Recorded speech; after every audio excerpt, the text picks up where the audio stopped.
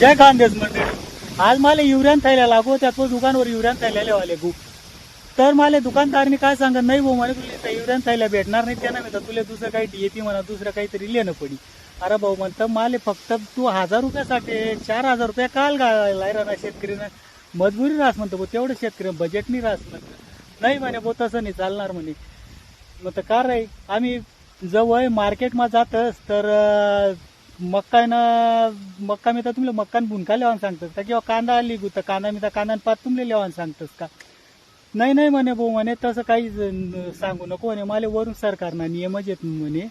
मग सरकार बी तेच आणि तुम्ही बी तेच फक्त शेतकऱ्याला लुटाले निघा तुम्ही आहे ना शेतकऱ्याला लुटशात आणि शेतकऱ्याला जीवर मजा मारशात. अरे इतकं बी नका शेतकरीला त्रास द्या रे अवघड पडी तुमले बलत शेतकरी